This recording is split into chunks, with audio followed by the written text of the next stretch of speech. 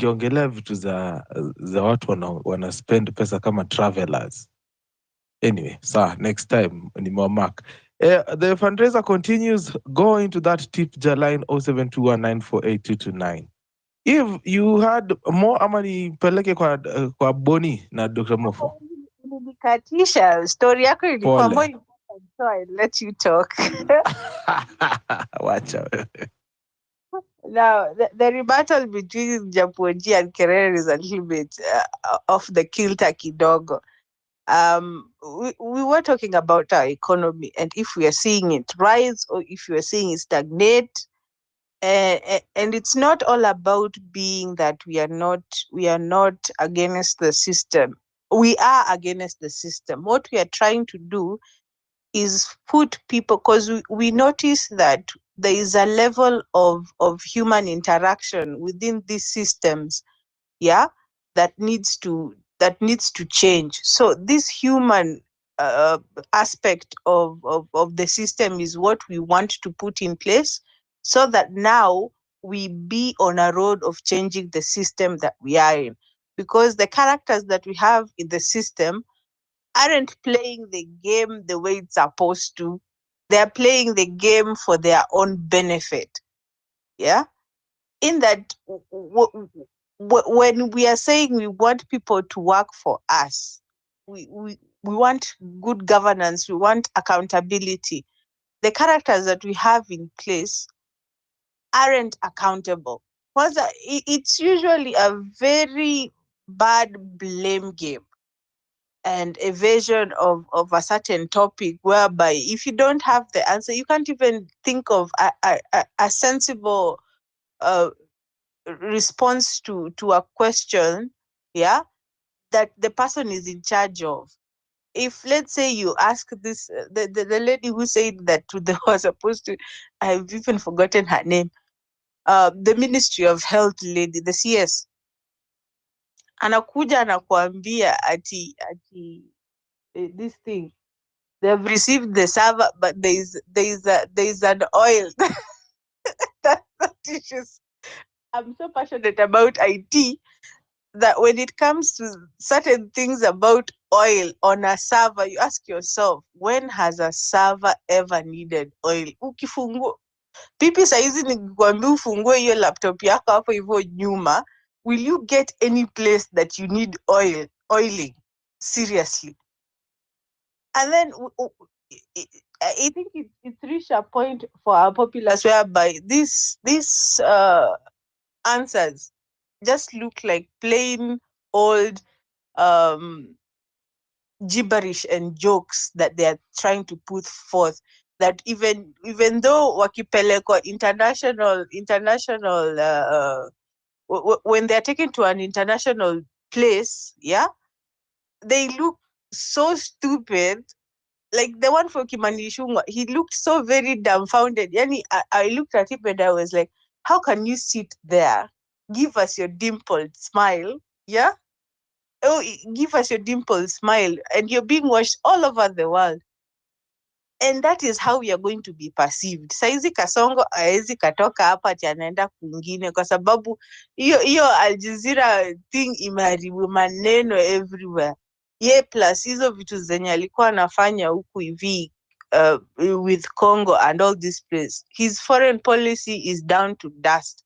The only thing that he ameachwa nayo sasa ni kutuharibia sisi wenyewe. Unaona? And keeping his friends from Saudi happy. Nothing is working, whereby nothing is working. Tumeambiwa economy is good. Economy is good if us as a people we are able to feel that the economy is working. Unaona, that we are able to put food on our table without thinking about next week, that we are able to pay our rents, our power bills, our DSTV, our Netflix subscriptions without thinking, okay, last month it was at 900, now it's at 1,000 bob, the Netflix subscription. It's so bad in that size. When I say I see Japonji post and say that we are going to pay extra power, extra bills on the power we consume to KPLC, I'm like, where are we going? It's so yani imekuwa ngumu pipi, venye unasema ti kitambo ulikuwa unaweza kasema ujaziwe nini within hours inajaa. Saizi you're taking days to even fill your tip jar.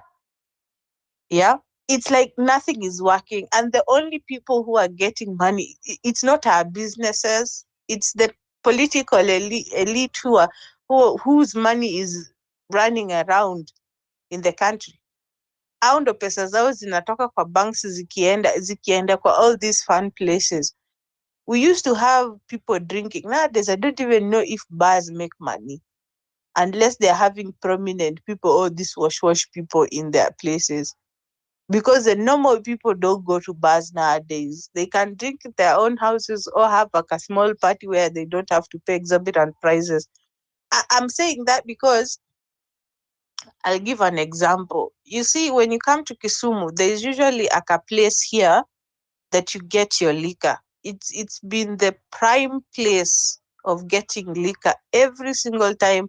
We use any time you have parties, you have many, the distributor you get is from, for those people who know, it's Diri. Saizi Diri closes at 5 jioni. 5, they used to run all the way up to, I think, about kama ni baya sana 10 usiku. Saizi they close at 9, and with the they close at 5, and with the restrictions of not opening before, I think, is it 12? Yeah, they don't open. They work for about 4 or 5 hours a day. How is that person going to make money? Yeah. How is that person making money at the end of the day?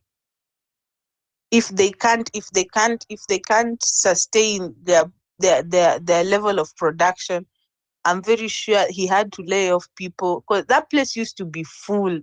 On a Friday night, people used to bank. You can go to that street and you just find vehicles, be it Indians, be it Africans, be it Kisumians, Nairobians who have come to Kisumu to party. It was full. Nowadays, pita hapo Friday, utapata Wahindi tu peke yake na wanaenda because there's a restaurant across called Lalu's Food. That's the only place in Ajah. These other places for liquor, they are closed. Hmm? It's closed. So hata useme ati it's working, it's not working. There is no way tutasema ati our economy is working. Maybe in Nairobi it might seem like it's working, but huku Kisumu it's not working. It is not working. And to also give a little bit of context to Kirel's point about our local what is it called? Our local governments, yeah? The problem with our local government is they have been given the ability to spend, yes. But the money they are given the ability to spend is not actually with them. It's with the central government. So when you get people attacking the central government for not keeping up with their promises and all these kinds of stuff, it's because yes, we give the county governments give out their budgets, but sasa pesa iwafiki the time they're supposed to. Yeah, it doesn't reach these people the time they're supposed to. So there's no way you can say we look at our local government, yet the money they're supposed to be spending, it's not in let's say for example, hizi pesa zenye kanjo upik, these sometimes go to pay the expenses of the county, not the contractors. The contractors, they give their budget. The contractors and suppliers, I think they give their budget to the national government so that it can actually help with the devolution of funds and services. Yeah. And in that also, national government hoards these what is it called? These funds for their own selfish gain. Take for example, Ministry of Roads and Transport, because I deal with such kind of stuff. Ministry of Roads, MPs are the ones who really hold this Ministry of Roads and Transport thing. Wao ndo wenye they usually, it's them, and that is where they make money. I am very sure, Peter, you remember my story about MPs and road construction. That is where they make money. That is where they push lots of projects to be implemented. But nasikia saizi it's becoming so hard because Malia said it. You go to different places of the country, you are being asked for an infrastructural project, and you don't know how you're going to fulfill these promises that you're making. When Ichungwa was asked, is it true that only 14 promises out of the 250 promises that were made, alijibu aje? They were big. Zinafanywa. Hiyo ndio jibu, zinafanywa. There's no, unajua ukijibu mtu zinafanywa, hapo you can't be accountable. That statement itself is not accountability. It's not that 1 2 3 1 2 3 has been achieved. He couldn't even come up and say, okay, fine, we said we were going to give housing levy, nini, the housing thing was going to work. It's not there. The social housing for people, it's not working. He can't even say it because he knows very well it's not working. So I'm of the opinion that our economy, yes, it looks like it's on the deathbed. We are really holding it together. Just as Japan, the dam is about to burst. I'm very sure it's about to burst. But we have a tendency of being optimistic. But I think we don't need to be optimistic on when it comes to our politicians. We need to be optimistic when it comes to the change that we need. We don't need to put our optimism and enthusiasm in a politician because we know very well they are not for us. I wanted to say something yesterday. Yes, we know very well that the chicken the Japonji posted something that we have the same animals. Yeah, yeah. The forest is different, but the monkeys are the same. Yes, the same monkeys are here. But can we have a social contract with these people whereby we know very well that if they don't attain, we have a social contract, us as a people. Yeah, we write it down just the same way we had those statements when we were having Occupy Parliament. We have that with the person we want to put in leadership. It's a social contract, and they know very well that this and this and this is supposed to be done. Huh?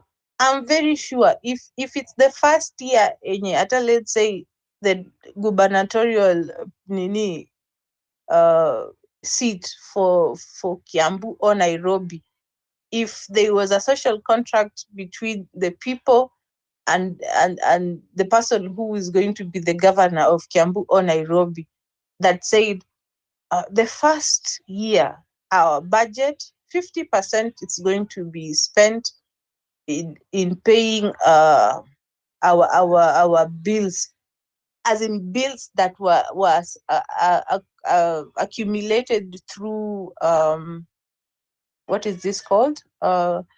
Construction, these contractors and suppliers. You're going to try at least and eliminate that bill, yeah, so that you give a reprieve to your people. I'm very sure that person is going to get that seat because the people will see it as a way of them being paid for the long hard work that they've been doing, and not selective. You make it as if hata kama you can't fully say your budget is going to do that, at least 50-30% of each and every contractor that was contracted within that span of time is paid.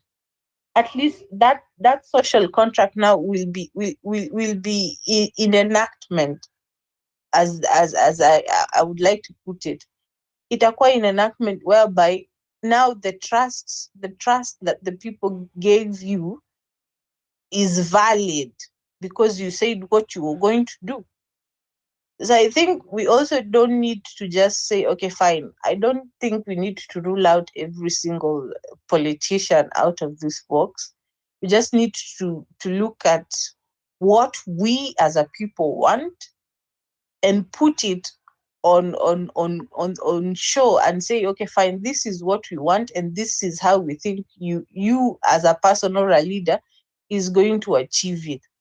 Because I'm very sure if we put someone as a leader, they don't go there for their own interest. They go there for the people's interest. So if we as a people can say, okay, fine, this is what we One want. minute, Eve. Yes. For example, if me as Eve in Homa Bay County, I want my governor to be able to give, not to give, but to be able to pay his or our own contractors for the past. Tunajua sasa saizi with the information that we have, this is our pending bills, to be able to pay and no development happen, then I'm good.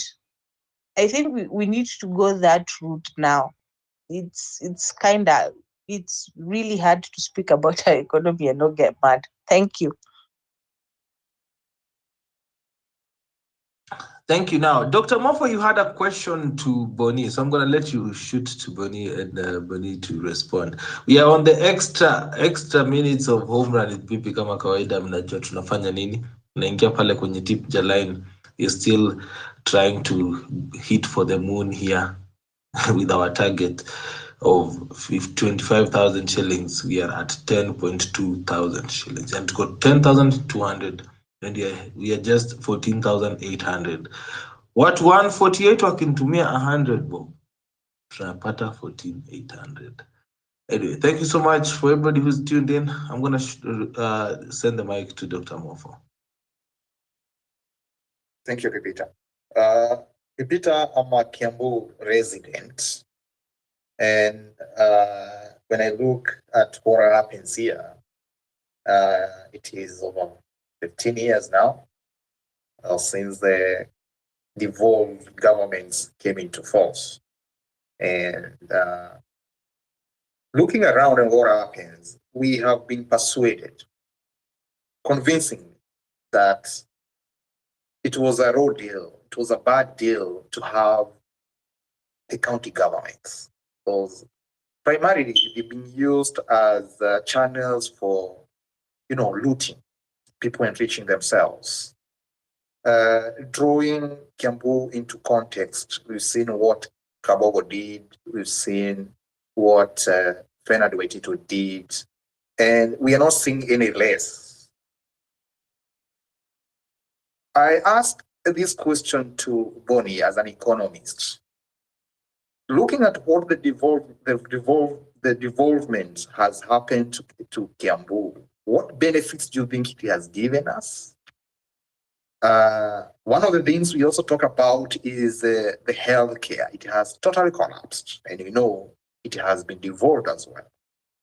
Isn't highest time we start saying we scrap off the county governments instead of scrambling for these positions? Bonnie, do we really need them? Thank you. Can you hear me? Yes, I can hear you, Bonnie. Now, before Bonnie can go, let me just say that Bonnie amefanya ile kitu amefanya the impossible possible. We have moved from needing 14,800 to needing less than 10,000. That is 9,800. Bonnie ametuwekea 5K. So, Bonnie, over to you. Thank you so much for that support as well. So, thank you so much, manze. Makofi kwa. My pleasure, my pleasure. So you can hear me, right? Yeah, loud and clear. Back to you. Awesome. So the questions the gentleman is asking are valid questions because from where I stand, the point of devolution, what was the point of devolution? It was designed to bring services, accountability, and development close to home, so that if you live in a place like Kiambu and you see that you don't have a good road, you know who you can call and you know who you can petition to work on your behalf. That was the whole point of devolution. If it does not serve that purpose, that you can't call anybody, people are not accountable, you're not seeing service and you're not seeing devolution, means development, there's no point of government, in my view. There's no point of counter government. So the intentions, I believe, were good. So I'm not going to be the guy to tell you that you don't need devolution, but I think that the people that put this system together were not smart people. And what do I mean by that? The first thing you need to realize is that our government is too big. I have done a lot of analysis, and I'm sure some of you have seen this, where I compare, for example, the representation that we have under our current structure of government, where on average in this country, there's a politician for every 20,000 people. There's a politician for every 20,000 people. I live in Texas. The average politician here in the state of Texas represents about 166,000 people. So in Texas, one politician is representing about 166,000 people. In Kenya, one politician for every 20,000 people, right? It doesn't make any sense. Why do we need that many politicians? So if I go to a place like, some small counties, think of a county like Lamu. Lamu has a population of 140,000 people. And that county has a governor, it has a deputy governor, it has a cabinet, it has a local assembly. So we took basically a system that we saw being employed in places like the US, and we just took that and then brought it home. We didn't ask whether it would make sense for us, and then nobody ever considered the implications of that level of bureaucracy. What does it mean to our ability to serve people when you have a government that's so big, right? I was giving you the example of every county that has an average of 47 MCAs eats up 10% of the budget. Just those 47 people, if you take every one of our counties and you look at the budget and you look at how much they spend on this local assembly, 10% goes right off the bat. Then you look at the governor, you look at the deputy governor, you're losing another 10, 15%. So you've lost 25% of your funds just on less than 50 people in a county. It does not make any sense. We don't need as many counties. And frankly, even within the counties, we don't need as many MCAs. In a place like Texas, you can see why they want to have, like, this whole state of Texas has about 181 politicians. We have a Senate that has about 31 people, and then we have a lower house that has 150. It makes sense to have this book because Texas economy is about 21 times the size of Kenya's economy. You need people that are going to debate policy, economic policy, climate change policy. There are a lot of things because the economy is so big. If I ask you to tell me what I think it's 19 MCAs are doing in Lamu, what are they doing? There's nothing. The economy of Lamu is, I'm trying to give you an example. So in places like Texas where, if you go to a local Walmart is like your Carrefour in Kenya. One Walmart has an economy of 2 billion. Lamu has an economy that is less than 10% of that. But then it has a governor, it has a deputy governor, and all these MCAs. So the point is, our government is too large. We have a lot of politicians, and they're eating up most of the resources. That is why we have 10 years after devolution, you go to any of these countries, and you cannot see any development. So I told you, for example, in a place like Turkana, we've sent 115 billion in 10 years, 115 billion. You go to Turkana and you try to find where that 115 billion went. You can't see it because by and large, if you look at the money that's sent to a county and how it's used, right? How it's used, it goes to a very small fraction of people. I told you, in Kiambu, for example, less than 1% of the population last year took 48% of the budget by themselves, right off the bat. So you would never see development. You're not going to see it. So what we need to do, I think, long term in Kenya is to be able to streamline our government, reduce it. I think we need a lot of people in government that understand that being in government is supposed to be public service. You don't go there to enrich yourself. So that if for example someone like me is elected, I'm going to make it a uh, my first order of business, frankly, is to reduce expenses. To reduce expenses so that this 17 billion budget that you have, you make sure that you're serving the most number of people, right? Um, my analysis show, for example, how much money is spent by these counties, not only salary, but also benefits. If you go to any county and you look at someone who asks for the county, and let's say they told you they make 100,000, you can expect them to be taking home maybe 250 because the bonuses, the allowances, there are so many and so ridiculous. Have you ever heard of something like a risk allowance? What about a tolerance allowance, right? A housing allowance, commuter allowance, so many allowances that basically give you the impression that these people have no idea what public service is about. Public service is supposed to be serving people. It's supposed to be an efficient operation. I work for a private company here in America, right? Um, I consider myself to be highly qualified. My skills are in demand, but I'm never going to be able to get a car from my employer. I'm never going to be able to get a mansion from my employer. Why should it be different? If you want to be a governor, um, go be a governor. You're going to have to accept a salary that's not disproportionate. You've seen some of my analysis where some of these counties, for example, let me pick a county like Tana River County. The governor makes an income that is 117 times what the average citizen in that county makes. Does that make sense to you? Does that sound like devolution? It really doesn't.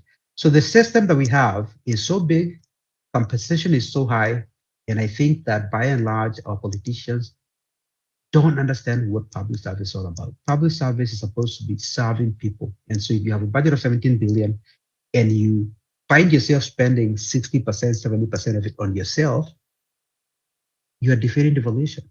I mean, it's common sense. I hope that answers your question.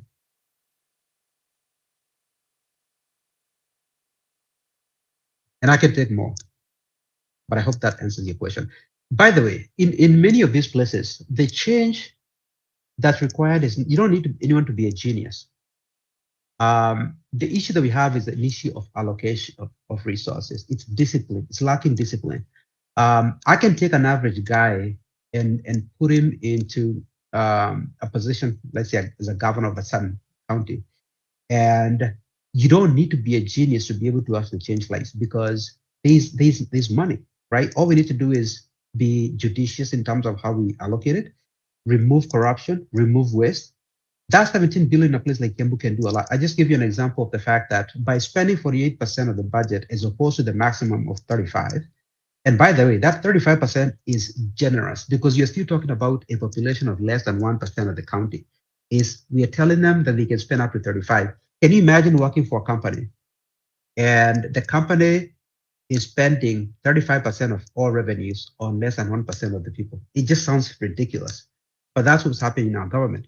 So that 35%, the legal remit, is actually very generous, but by and large, our counties don't respect that. So Kiambu, for example, this year, last year in 2023, 2024, they spent 48% of the budget on this less than 1%. The year before that, they had spent something similar. I think it was like 50%. The point is this: every year, right? Like 2023, 2024, Kiambu County residents lost 2.1 billion that should have gone to build your school, that should have gone to build your hospital. It's paid to this 1%. And it's happening every single year. So now take one term, like let's say what Matangi does the same thing for 5 years. You're gonna lose 15 to 20 billion that should have gone to build schools and infrastructure, right? That's different. Even before you factor in corruption, the decisions that these people are making when they are that dumb, right? The people that pay the price are you and I, because guess what? We wake up today, all of us owe 11 trillion shillings. Every person in Kenya, including the one that was born when we started this discussion, owes 220,000 shillings to somebody, right? Relative to this 11 trillion that we owe. So the caliber of the people that we put into these offices is important more than I can emphasize here. We really need to make sure that we're picking the right people. Asante. Thank you for that. I see the hand of Kirer. I guess Kirer has something that you can hear from Plato Plomo. Kirer. Yes, PC. I don't know if you can hear me well. Yes, I can hear you loud and clear. Now, Bonnie, right from the word go, if you are going to vie for the governor of Kiambu, you will fall on your face. Okay. For one key reason, you said you live in Texas, right? I think Mofo as well had that uh, probably the same backgrounds. Listen, politics is very local. Politics is very local. What you are speaking from is an ideal situation. Yours is idealism. Yeah. On paper, I totally agree with you 100%. Yeah. On paper, on paper, you are on the point of it. But shock on you. You try that politics locally. You will not do anything at all, at all, at all. For the simple reason that you're comparing apples to grapes. Yeah, not even by the size alone. Don't even go to the test, just the size of it. It cannot work like that. Now, if you're trying to bring Texas, and mind you, Texas was a country of its own, leave alone America. Texas was a country of its own. So you're talking about democracies, what, 400 plus, half a century old of prosperity, and then you want to come and entrench that in Kiambu, leave alone Kenya, Kiambu. That will not work. It won't work because everything is local. Think globally, act locally. You're not acting locally. Yours is a whimsical kind of thinking. And this is the point. We have talked about that 35%. That 35% is basically okay. If you run a private business, probably you work for one, right? Payroll should be less than 30%. 35 is in a generous gift that you're giving. If I ask you, if you were to be the governor of Kiambu right now, you get elected. For you to get elected, you have to promise a few things. You come to the ground, you realize you have to spend maybe 40% on payroll. Payroll is basically putting money on the hands of the people. You then realize whatever you're saying, you get there, you find pending bills running into the billions. Now, and then one of the other things you realize, okay, my development share or ratio is at 10%. What are you going to say when you find the actual fact on the ground? What will be, Can I no, can no, I re- wait, let me land, I'm basically, I'm calling the tower ready to land. Now, you are coming from a position of a perfect working system. You are looking at an imperfect system. Okay. Now, whatever dream you have, it's an idyllic dream. It's perfect on paper. But you get to the ground, I kid you not, I kid you not. On the ground, things are different. The way they say in Swahili, mambo kwa ground is different. And that is exactly it. Listen, you're saying you're in Texas, you're doing all that kind of stuff. You've seen how it works. You're comparing economies all the way to Lamu. Move wherever the country you want to move to. But when it comes to the actualization of it, the true hands on the ground with everything that actually works or doesn't work, you will never be voted. And you're asking the question, why are you voting Waititi? Why are you voting in Mike something else of Vigade? Why did you get in Gidero instead of what was the other guy? Jim Nambaru, the Diane Blair guy. Why do you get people? Because people do not understand what you're speaking about. We might, in PP's group, we might understand exactly what you're saying. We are not your voters. We are only the 10% of it. The other 90% do not understand what you're saying. Idealistically, it works. It is okay on paper. But if you get to the voting blocks and to the voting masses, Bonnie, I'm sorry to say, it doesn't work on that ground. Yeah, if we were in Nirvana, it will work. We're not in Nirvana, we're on earth. Thank you.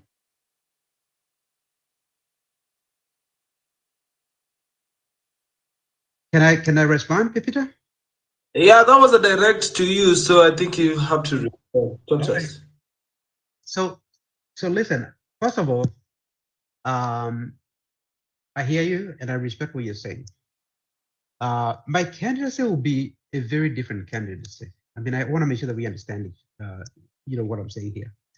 And people ask me this question all the time, like, you know, don't you see the fact that you're coming from the US and you make these comparisons?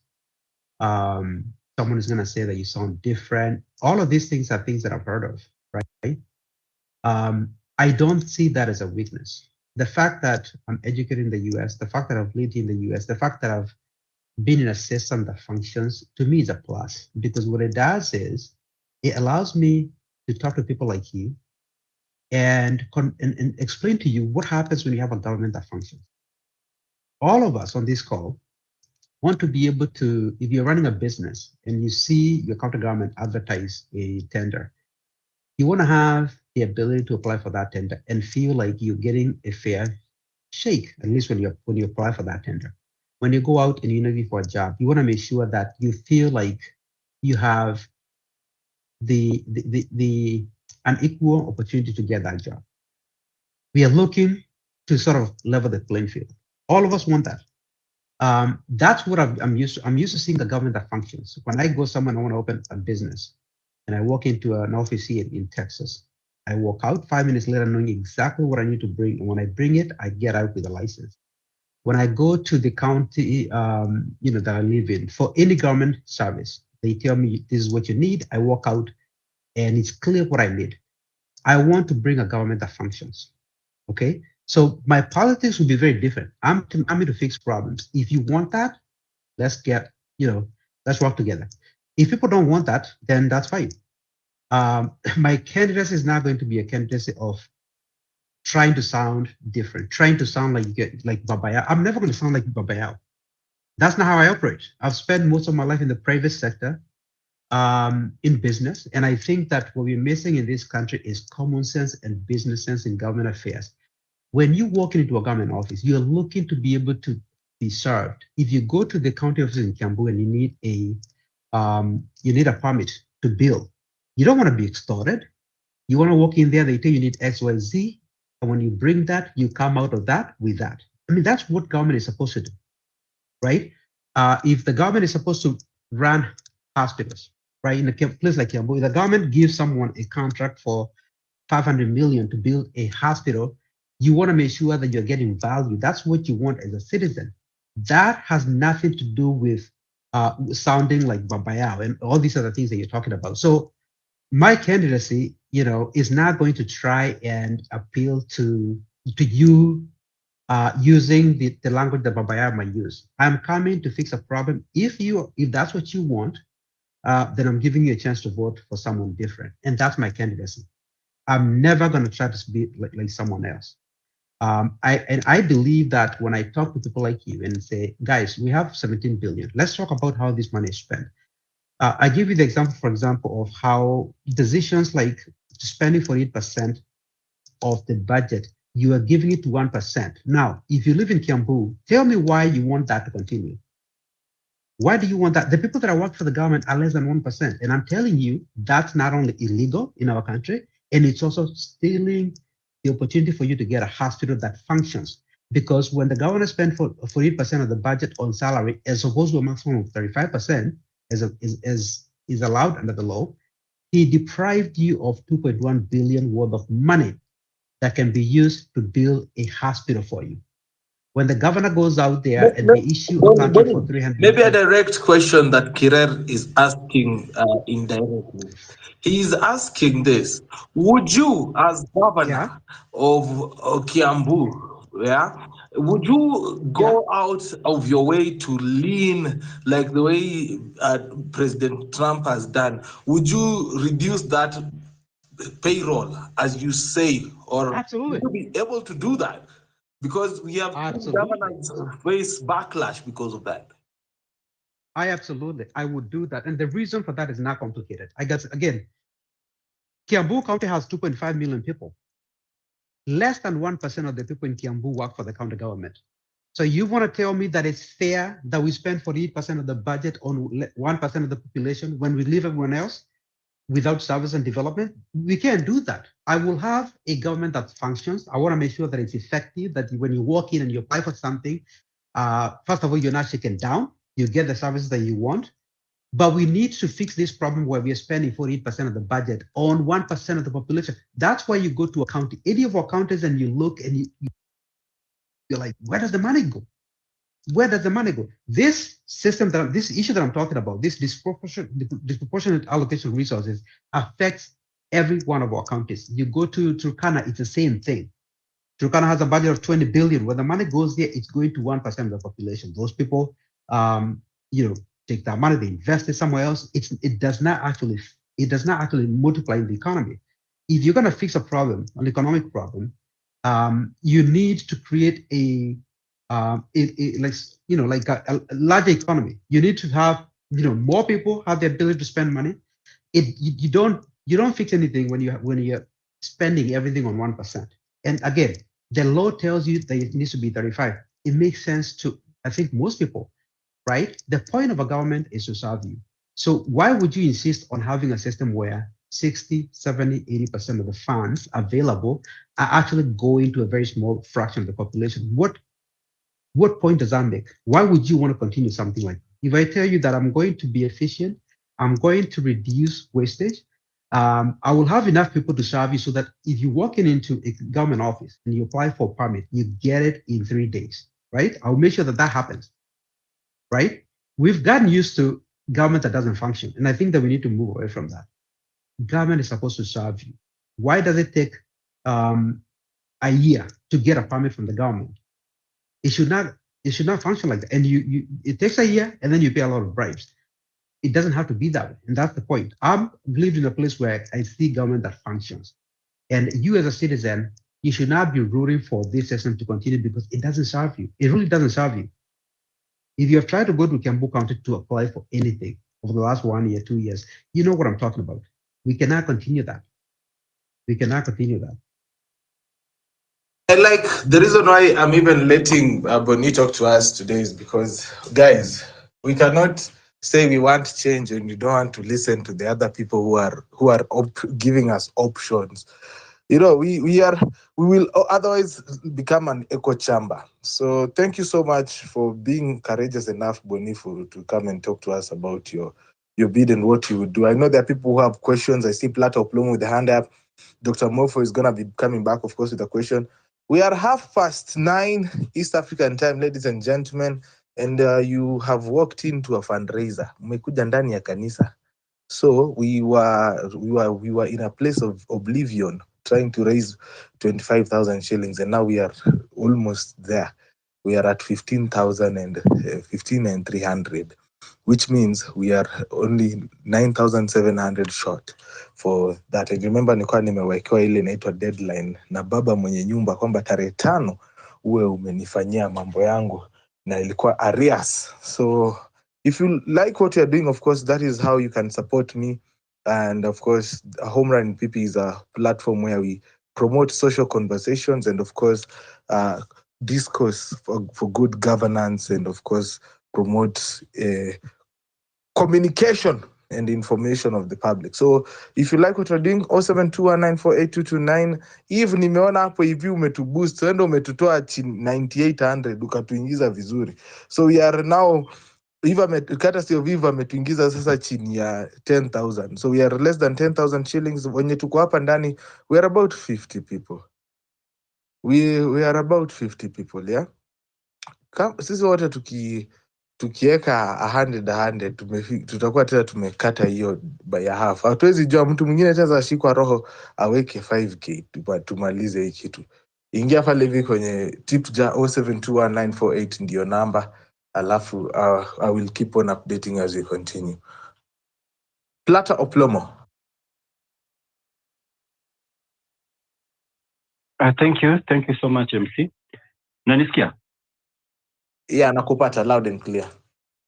Okay, thank you for this opportunity. Okay, nimekuwa nikisikia Boni akiongea, and giving his take on Kiambu County, which I accept and pia nakubali. But I think sometimes pia shida yetu more, tunajua that is a problem which it can be solved na management. But kuna shida ile Kenya tuko nayo, and this is the problem of corruption.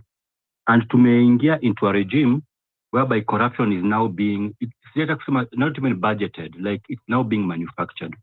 Like if you look at something like SHE, like you're paying for that system, it's supposed, you're paying 104 billion to the government for a system, which again, you don't own. And you don't own it, and you're paying a service fee of 2.5% per transaction, 5% per hospital claim. You're giving them 1 billion per month for maintenance. It's like, ni kama uko na biashara. Imagine running a business, which the expenditure in that business, that's the maintaining the business, kulipa rent, kufanya nini, you are paying more than even the profit which you're making. In other words, at the end of it all, the average Kenyan will not benefit because it was designed in a corrupt way. It was designed in a way not to help you or me, but in a way to help the entrepreneur. So nowadays you're coming with systems which are helping the entrepreneur. The same thing we hear about housing. That CS for housing, mesao jina yake. She told us the other day, hata ukitoa hiyo pesa, you are not guaranteed of getting a house. So in other words, it's like the person ule anajenga nyumba yatapata pesa, but whoever you will not benefit in all this. What am I trying to say? When you contributed for NHIF may have not been perfect, but kama ulikuwa na contribute for NHIF, you knew, ukienda hospitali uko mgonjwa, when you need it, hata kama utakaa 2 years bila kugonjeka, but you're contributing, ukienda hospitali, you knew you'll benefit, and you'll benefit to this amount. But SHE is just a bottomless pit. You don't know how they calculate what. They come up, I don't know, with different weird metrics, which I think the first thing which you need to know is even that formula. I'm not unaitwangaje watu wanasoma hizo what. Those people who go to university to learn how to calculate those rates. But do we have the transparency ya kujua hizi rates ni gani zina calculate aje? How can we, as a sovereign country, how can we say we're a sovereign country and the truth is that we don't even own our own system? We cannot own SHIF. Imagine we owned NHIF all those years, tangu the Moi days. We owned NHIF, but SHIF, we do not own it. It's some private company which is owning it. And the people, I'm in IT actually, people are telling you that even running that SHIF is more expensive than running DeepSeek AI, which is from China, which is running across the world. But SHIF just for 20 million people, it cannot even work. And we as a people tunakubali your corruption. So these things like when the control of budget, not the control of budget and appear the Auditor General, they came up with reports. And they were just showing how things are being withdrawn illegally. Like you're telling you, someone is doing 1.3 trillion from Treasury in an illegal way, in a way which is not allowed by law. But it's like Ruto is regime anasema tu hiyo tuta-solve, hiyo elewa. Like we are becoming a country whereby the law is a suggestion. No. The law is there, but it's becoming that's why the LJ told Parliament, you nimewapatia information. Do with it what you know you must do. Wewe as a parliamentarian, actually mimi nikikaa chini, the person I blame the most is a member of parliament. And I think next time we need to ask ourselves, who are these people who are choosing as members of parliament? Because ilianza kitambo when MPs could pass the finance bill and come and then go to State House and beg Ruto, like, Ruto tafadhali usitax watu vile umetuambia tupitishe. You are the person who has the cane. But umetupa cane chini, unakubali tu mtoto afanye kitu anataka, then unaenda kumbetu, unaomba mtoto tafadhali usifanye hivi. Because parliament was supposed to oversight, Ruto is not doing it. So even these things, which I'm sure you're saying very well you can do for Kiambu County, if that county, the MCAs and everyone is so corrupt, and they do what they want, you will not be able to control them. As a governor, you could have executive authority, but kuna vitu zile hawezi fanya because tumekubali sheria ikuwe suggestion. And mimi najisema unless ifike mahali. In fact, mimi nasema that 25th June when people went to demonstrate, when journalists went to demonstrate, people might think I'm radical. Mimi nasema the next time something like that happens, tunaingia parliament tunaichoma. You go to State House, tunalutu vile Bangladesh na tunachoma. You first of all, you have to tell these people, it will not be business as usual. You will not sit back, then mnaenda kucheka. You know, these guys wamekaa wakisema kina Raila and Ruto and all these people, wametuona ni kama sisi, we are stock, sisi ni ng'ombe, which the owner of the ng'ombe anaweza kukaa aseme, wacha mambo mingi tulia, mimi nimeshikilia ng'ombe zangu, shikilia ng'ombe zako, shikilia ng'ombe zake, let's divide the nation amongst us. That is when you see Junet Mohammed the other day saying, ODM is not an NGO. They're in the business of entering into power. Yani, these people, what they care about is being in power. They don't care about your well-being. Whatever will make them enter power, even if it will mean striking a deal with the devil, hajali your well-being. And so, if we want real change as a person, I'll never run for an MCA, I'm an MP. I've never in my life, I'm nearly 40, and I've never worked for government. Never in my life. I don't even think I'll ever do it. When I was a young person, I wanted to join the police force, then the military. I thought it was the best job in the world. Says ukiniambia, I think it's the worst job. Those people do not even use brains. They're just operated. They do not think. Anapiga hata mtu anaua without thinking, what am I doing? Is it right or wrong? So we need to, first of all, the weakest arm. Even people are blaming judiciary. But I ask people, kama umeweka jeshi pale kwa border, huyo jeshi amekubali Al-Shabaab aingie, amemfungulia gate aingie. Do you expect your watchman to stop Al-Shabaab? Can the judiciary really stop what Ruto is doing if parliament is allowing it? Because our biggest enemy, in fact, naweza kuambia Kenyans, our biggest enemy is someone called a member of parliament, because they're not doing their job. They could stop SHIF, they could stop SHA, they could stop affordable housing, they could stop that university funding model. We have had people to go to court because they did not do their job. They did not ask questions. Let them tunakuja na kuuliza, I don't even understand SHI, but they passed it. How do you do that? I didn't understand that finance bill, but I passed it. Then what is your role there? Do you know your role? In fact, I usually say, maybe we need to have every person who wants to enter into governance, because walitoa mambo ya degree. So if you want to enter into governance, you have to go to that Kenya School of Governance and study civics. Understand how government works, understand what your role is, which you want to be an MC, what is the role of an MCA. Because hata sisi tukisema tupunguze wage bill, but first of all, let us have working systems. Hata kama MP analipwa 200,000 ama MC analipwa $500,000, first of all, is the system working? Is this person doing their job? Then tuingililie about remuneration. So the other thing which I want to talk about is this thing ya tumeona Mandera, what is happening at Wajir. These counties, Mandera, Wajir, Turkana, Kilifi, those counties get something which is called an equalization fund. The problem which you are having is our watu equalization fund, which is supposed to go to development. Wanafaa wachimbe boreholes, wafanye, because what's the point of it? Equalization fund ilikuwa gani? Tunasema Nairobi as a county, maybe Kiambu, maybe Kisumu, maybe Mombasa, maybe this kuna county zile zimeendelea sana, because maybe they are the seat of government, ilikuwa na infrastructure. Then kuna counties zilibaki nyuma. They were the frontier counties, the frontier districts. Ziko nyuma. But the government came up with a very good system which said, let's have equalization. In other words, wataka Turkana 10 years from now, 20 years from now, wakuwe na stima, hawana stima, wakuwe na hospitali hawana, wakuwe na isoka patia equalization fund for them to build these boreholes, all these things. But then, najiuliza, if these people are taking this money and you're not building boreholes, you're not building schools, you're not building hospitals, 100 years from now, none of us will be alive. But our children's children, even your children 100 years from now will not be alive. But your children's children watakuwa Turkana na bado watakuwa na stima. It's so ashaming kuona people in Wajir going to Modogashi in Somali kupata stima because hawana stima. Then what is equalization fund doing? What are these people doing with all of this money which they are getting? Nona. And one thing which I want us to do, go and occupy churches, I support it. Because one thing we need to do as a people ni kutoa hii mentality ya ujinga, ya utakataka which Ruto has ya harambes. We cannot operate a country by harambes. I actually believe the only way you can have a sustainable economy, we talk about America, talk about all of those, Texas, all those places you are mentioning, is by business. The person who should tax is business, not not an average person. Why am I saying this? As an economy, you should strive to build business. Only businesses are the ones which create employment. Mimi nikiamka asubuhi naenda kufanya kazi maybe kwa kazi ya muhindi, kwa factory ya muhindi, ama ya mtu wa marangi, ama ya nani. It's a business. An economy needs businesses to generate income, generate new products and whatnot. But if people like Ruto want to operate an economy by harambe, unasema hapa ati hakuna. I can tell you the truth. Places like Githunguri, I've been to Githunguri. These people have money. Because why? They have cows, they get milk, they build a creamery there. Who built the creamery for them? Walijenga through their circles. When you have an economy, people have money, they do things.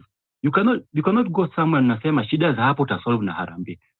Shida ni allow Kenya to do business, allow Kenya to make money. Have a good business environment. Mimi mwenyewe nitaamka asubuhi, nitatengeneza biashara yangu, I get more money, I hire people. People will not say they are jobless, people will have money. But Ruto has this akili ya harambe.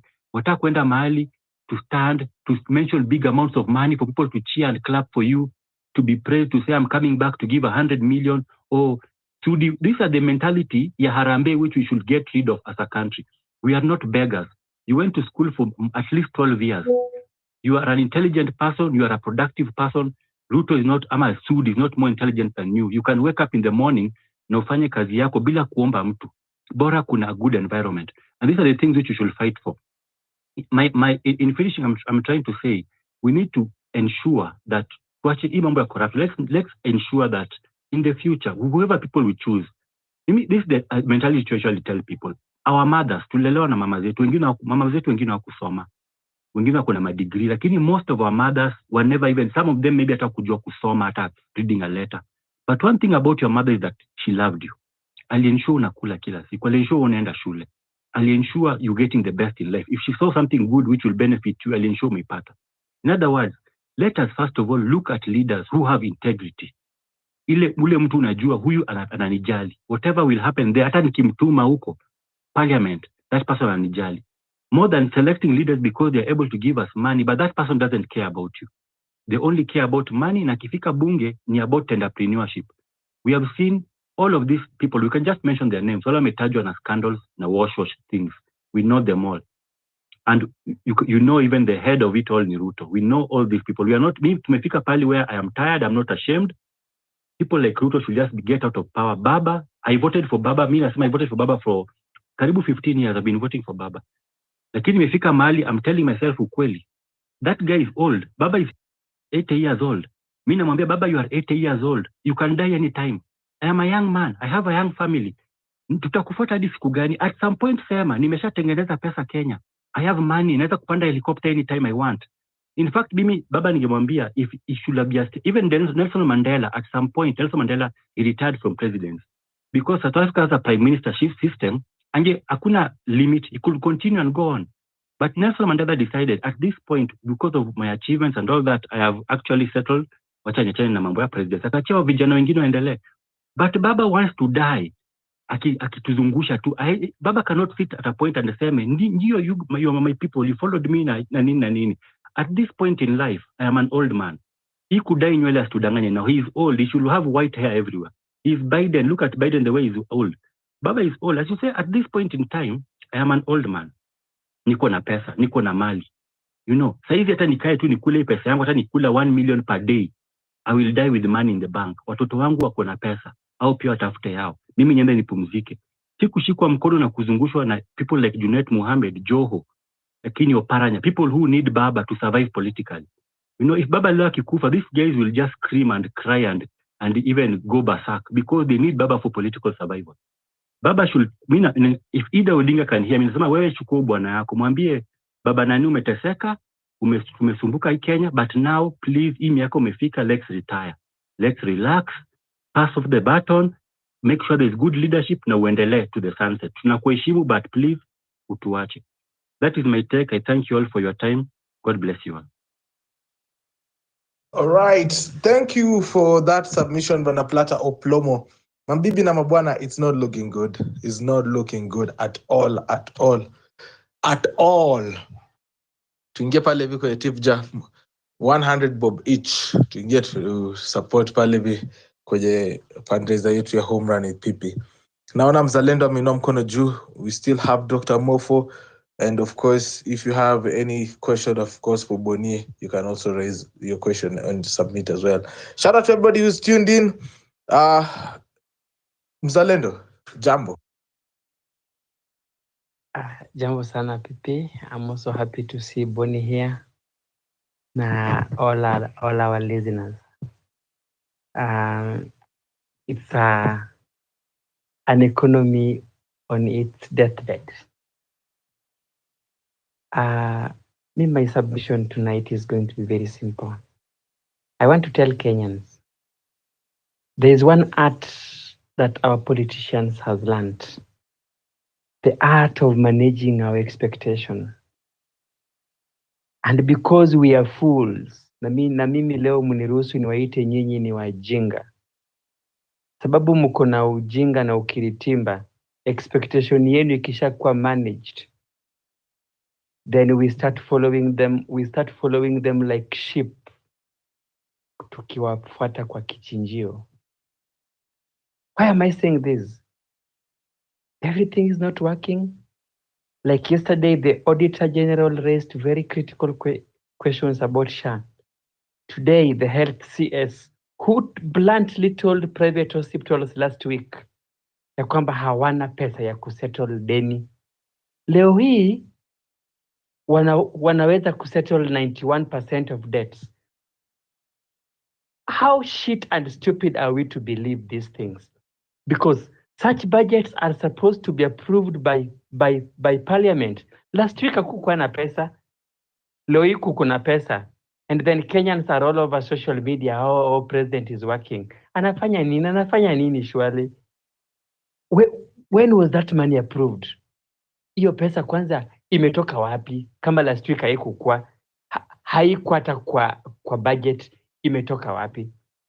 Ati we shall settle 91%, halafu tunabebwa ufala, sijui maternal care imekuwa increased from what to what, ICU PDU imekuwa increased, cancer treatment pesa imekuwa increased, and then we sit back, settle and watch news believing that everything is working. I want to tell you, these guys have managed the art of managing, have learned the art of managing our expectations. They have learned the art of, for the lack of a better word, allow me to use this. Maybe I might sound absurd, but these people have learned the art of fucking up our minds. Na sisi kama Wakenya tukishapigwa maji hivyo tunakuja tuna settle. So these guys, this is what they do, PP. Today they create a problem. Tomorrow they solve a problem. Can you imagine in a country in a crisis that is on its deathbed? Somebody with a big head from Kileleshwa analeta bill parliament ya kwamba mikokoteni na wheelbarrow zikuwe na number plate na zikuwe na insurance. Surely, are we reasoning as a nation? As a nation, where are we headed to? People cannot put food on the table. Ameng'ang'ana, amenunua mkokoteni, wewe unataka hiyo mkokoteni yake ikuwe na number plate na ikuwe insured. Kama hana, asiende kazi. Sasa atakula nini na watoto wake? Surely Kenyans. Ati MC Kileleshwa, ati mikokoteni na wheelbarrow zikuwe na number plates na zikuwe insured. Na tunasherekea. Me, I want to say this. This economy is dying. We don't there is no money circulation. I was telling my partner today, nilikuwa namwambia babe, najua leo tumefanya shopping ya ngiri 8 na tumekuja na bag 2. And then somebody has the audacity ya kutuambia kwamba anafanya consultation, ajoin upande gani? Alafu kuna tu mtu mwingine mahali ati wanaitana press conference, ati tumempea authority ya kufanya kazi na William Ruto. Kenyans, wake up. It is you who will rescue the economy of Kenya. The change begins with you. Me, I have changed my perspective. I have changed my mentality. I have decided that I am the one who this nation needs to change. I have known that for a better tomorrow, it is about me. I have known that for there to be food on table, it is about me. I have known that for the shilling to gain value, it is about me. I have known that for schools to have proper infrastructure. Shule iko hapa kando, watoto wanasoma chini ya mti. Kuna church pale, mtu anapeana 20 million. I have decided that it is about me. And I'm urging each person who is listening here tonight, It is about you. These guys, they don't care about you. What they care about is about their families and their tumbocrats. Somebody is 80 years old, lakini yeye Kenya anaangalia, kwani hizi pesa nataka niza kupeleka wapi? Na hawezi ishi miaka zingi, hawezi ishi, si awache akina Pipita akina Buni wapate pesa wakuje waendeleze uchumi. This man is going to die, but bado utumbo kratiko mingi. You cannot buy the whole world. There is a Bible verse that says ya kwamba wale watu ambao wako evil, they will save money and the Russians will come to eat their money. Hiyo pesa ni sisi Peter, sisi ndio tutaitumia. Wacha waibe kabisa. We will in 2028, when they will have gone home, we shall raid their accounts. We shall take the money that they have stolen from us, and we shall return them back to the public coffers and channel them for the right development that they were meant for. That is what we will do in 2028.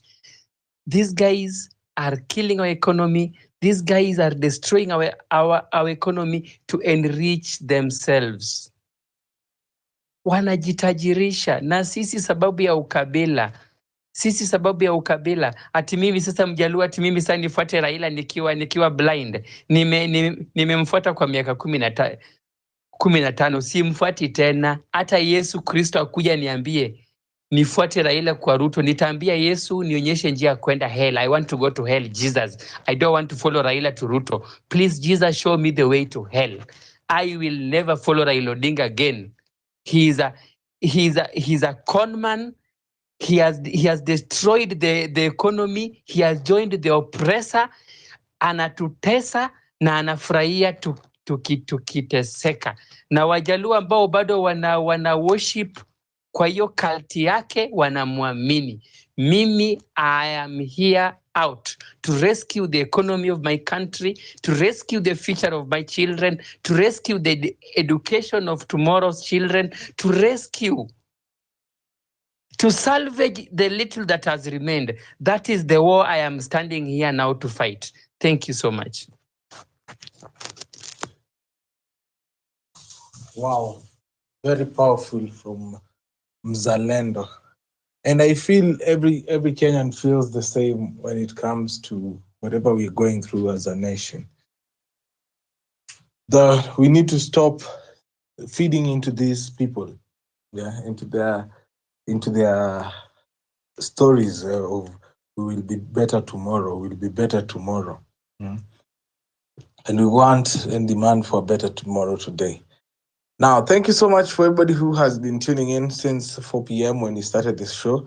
This space will be ending at around 10:30-ish, so that we can have a couple of people talking to us. Guys, we are standing at 15.5K in our fundraiser. That means we are 9,500 off. Any amount that you can't spare, drop it for kwenye tip line.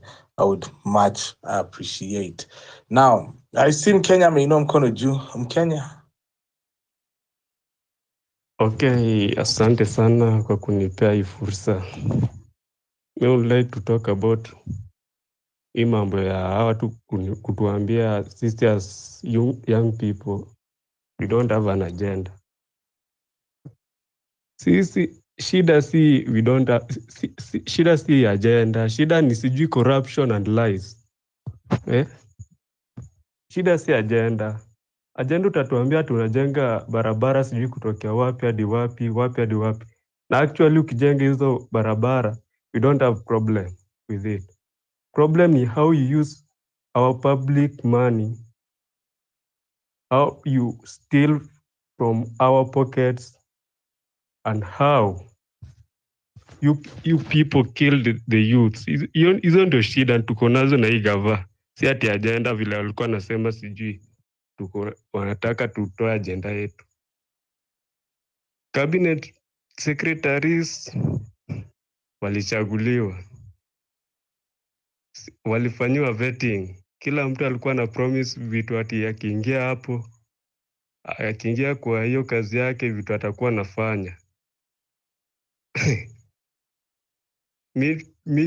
kitu nimeshika ni ya huu mtu wa agriculture huyu alisema sijui ataingia in 1 month, sijui ataanza supply sijui nini sola na nini wapi. Hadi sahi bado ametulia, hata simuonangi, sijui kama anafanya kazi ama afanyi kazi. Haya, tukirudi kwa hii mambo ya Raila kutuambia sijui anafanya consultation sijui wapi wapi bana, this time the ground is hostile. Me I'm from Kondele hapa na watu wanapinga hii mambo ya Raila sijui anafanya nini, kila mtu analia. Raila anataka kufanya consultation ya nini? Na watu wanasema ati wako na shida, watu wanalala njaa. Saizi kuna watu wenye wako hawa watu wa Sudan wenye walikuwa Kakuma, the refugees, wanalia ati hawana maji. Imagine something like that. Your visitors wanalia hawana maji, hawana chakula. Umejua hakuna kitu vital kama maji na chakula. Heri unyimwe nguo, lakini maji na chakula usinyimwe. Wanalia hawana hizo vitu. Then our angel, our own Jesus, brother to Jesus, anaenda sijui Jesus Winners, anatoa 20 million. Alafu anaahidi 100 million, of which nimesikia ati hata nini ataenda aongee na marafiki zake wasanyisanye waende watoe hiyo 100 million. Mbona siite hao marafiki zake wachange hizo pesa? Baringo hakuna nini, au refugees Baringo, hizo shule za Baringo hazina facilities. Our visitors au wenye wako Kakuma wanalia.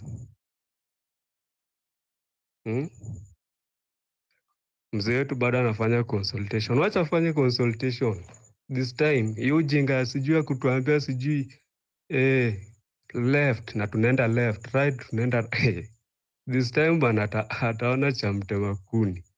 Atajua the meaning of disrespecting the elders. Sisi bana wacha tu.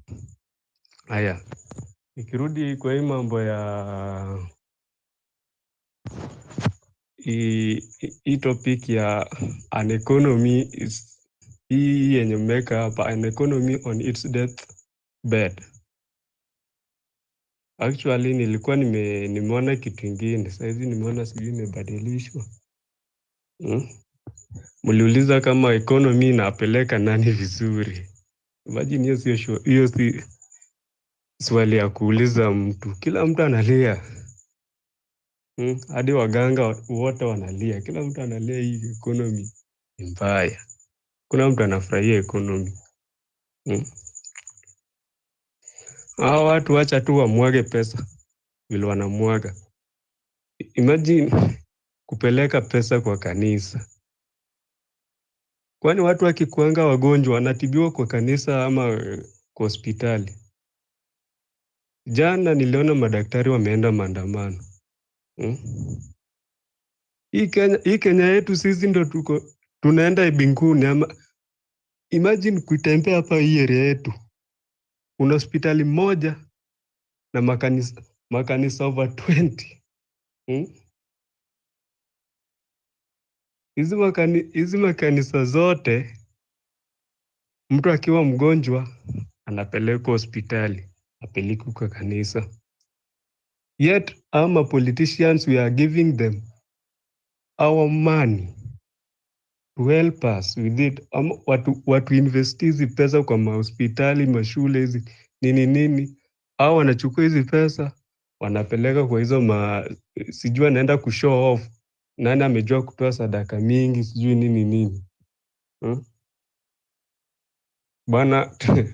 mimi kwangu hata huyu jamaa afai kufika 2027. Huyu jamaa akifika hiyo 2027 huyu jamaa atakuwa ametumaliza bwana. Hii na hii regime yake kila mtu anatembea sijui kisigine kiangalia mbele. Kila mtu ame lose direction hii government. Hakuna vile mtu umejua kuna kitu mimi siamini. Ati sijui hizi mambo za religion and hizi mambo za tribes hizi. These are the things that inafanya kila mtu sijui wakuwe divided. First ukiangalia hii maandamano kubwa yenye tulifanya last year. Gachagua and Ruto. Actually all the political class were together. Alafu hapa kidogo unaona wanaachana. Gachagua anaanza kupinga Ruto. Raila inaingia kwa Ruto. Gachagua na Martha Karua wanaungana. Hapa hata kama wewe ndio utumia akili, utaona hapa tunachezwa. Alafu Gachagua na Martha Karua wanaanza kuvuruta watu wa Kikuyu wanaweka kando. Waluya pia ndio wale. Ninatembea na sijui akina Mudavadi wanawavuruta wanaweka kando. Huku kwetu pia ujamaa wetu wa AU huyu pia nimerudi. Pia amerudi anaanza kutuvuruta anatuweka kando. Inaonyesha nini? In order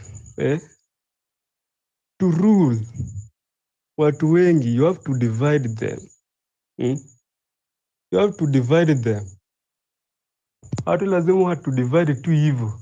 Kila mtu akuwe na mtu wake, watugonganishe.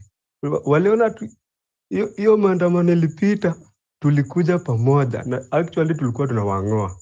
Wakasema wakajiita tu kwa room moja. Wakasema hawa vile watu wanaenda hivi. Hii country itakuwa na nini? Watu wakora kama sisi. Wakajadiliana vile watakuwa na tutenganisha wakasucceed. Wana vile wana succeed kututenganisha.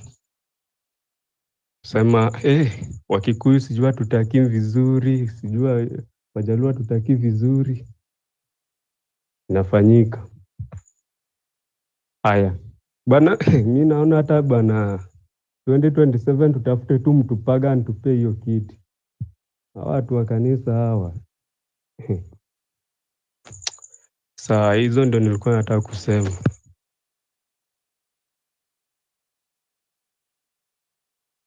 Asante Mkenya.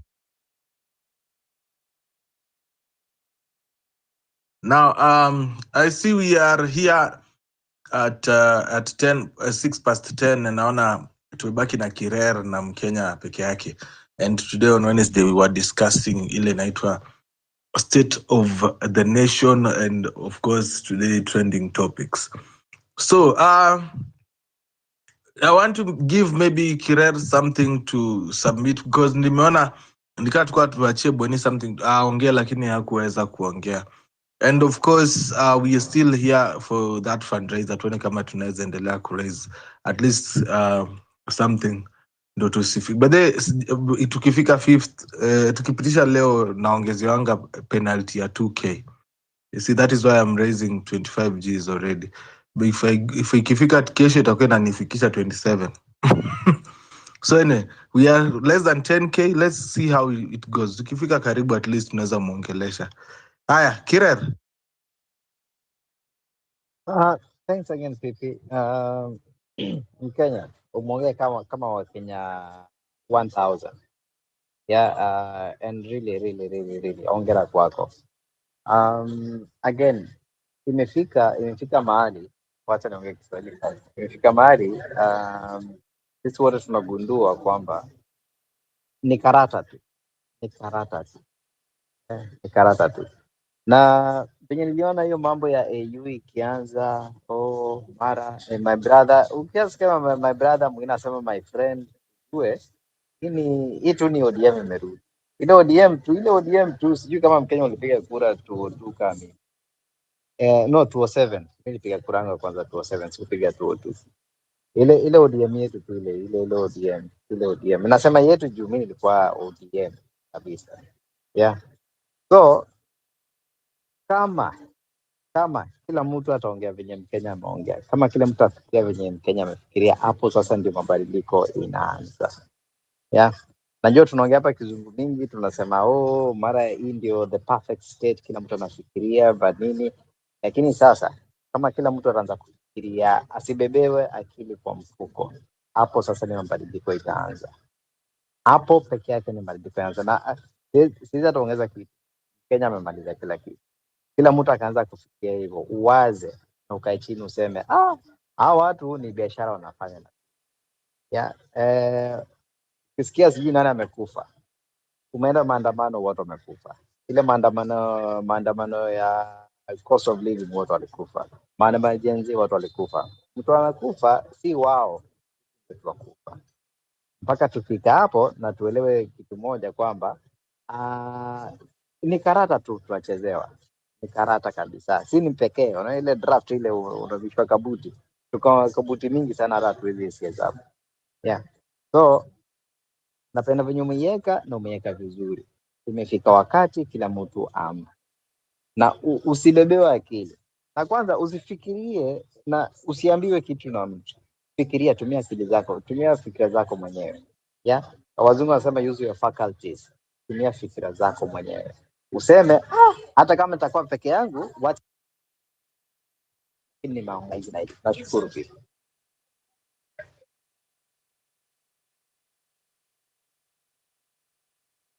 I'm in what I call shock. Kirer Pat kumbe ni Mswahili kabisa. Hata Ismail Luta Ismail kwenye yuko anasema la marahaba. La hauka. Hapana bana. Kiswahili tunaongea bana. Tulichapa Kiswahili kitukuzwe. Napenda sana mwanangu. Napenda hiyo inaitwa. Nakwambia mimi bana nilisoma isimu jamii. Kama ulisoma isimu jamii, eka inua mkono. Kweli yako hiyo isimu hiyo kweli, si eti nini. Haya, naona bado tuna kama 19 minutes before I break, now that tumenipeleka extra time. So sijui kama kuna mtu ambaye ako na kitu ya kuongeza. Nimesikia Mkenya akisema kwamba kutoka Kondele pia anasikia ni kama hawako interested na hizo brotherhoods. Pole tu. We are going to change our people one person at a time. Hatutaenda eti sijui kona mingi 5,000, but we will change them one person at a time, and we'll keep the conversations going as well. So maybe that is something I also wanted to point out. Let me see on the comment section kama kuna kitu naweza ongezea. Acha tuangalie. Pipi, I've just been in Naivas, Komarok, naona hii damage na ni vitu mbili. Acha tuone wewe ni na guko. Vaseline masabuni ya kujipaka less than 100 grams is 130 bob. Dettol soap 550, sabuni mbili. Wow. Ndio maana mimi natumia ya mwiki. Prestige margarine 270. Hiyo tayari 1300. Tushafika 1300. Sabuni ya kuoga na sabuni ya kujipaka kufua, I told you guys imefika 250. Iko between 250 and 300. Oh my God. In less than 5 items, jamaa amesha spend 1300. My guys, unasikia vile niko expensive. Haya, wingine comment ingine gani inaweza soma hapo, because that is crazy. Section 53 of the Affordable Housing Act, registration of an owner shall be in accordance with the section of the Properties Act. But tukaambiwa kwamba hiyo Properties Act hata hakuna shamba ndani. Haya, whether we are having a lot of forest fires, yeah? I don't know what is happening, but guys are complaining that these are forest fires. And they must have something to do with that. Japonji anasema nini kuhusu hiyo story ya forest fires? Japonji, if you can come to the mic, you can also help us address that. Yeah. Kitu ingine tunaweza ona hapo ni gani? Tumbocracy ni hiyo, there's always that kama pia venye our leaders in Kenya are paid. MP wako ana earn 19 million times more than you. Because hauna hata shilingi. But anyway, ingieni pale kwenye tip ja line yetu 0721948229. We're trying to raise funds towards keeping our studio open. It's heavily under attack of going to be closed, at the risk of being closed. So if you have anything to spare to support our cause, it's less than 10,000 shillings right now. The exact amount is 9,500. Yani Aguko Hannington akiweka 4500 na Japonji 5000 ni hivyo, but katutaki kuwaekea ikuwe kazi ngumu, ni kama wao ndo wenye show. Kwa sisi sasa tuko hapa, we can do just 100 bob ama 200 bob mpaka ifike, ama hata 500 ikikugusa sana, kama venye boy wetu amefanya akaikata, ilikuwa 15,000 akaikata by a third ikakuwa 10. Sasa hii tumechanga 100 imefika 9500. So let's keep on supporting. Of course, nimeshatumia message, umefika wapi? Yeah. Kuulizwa ni how much nimemake. Anyway, Japonji, nimekurudisha kwenye mic, talk to me. Pipi, you asking about those fires, eh? I know you didn't finish reading. If you look at those fires that have been happening, you look at the fourth photo. You see, the first fire was for the JKIA. Then after JKIA, it went all the way to this in the national inaitwaje, wildlife, ilienda kwa nini, Nairobi National Park, eh? Alafu the next fire ilikuwa ya Isiolo. Alafu guess what? Like today, Aden Duale preside over the launch of 2.8 billion state of the art firefighting equipment and surveillance of Kenya forest.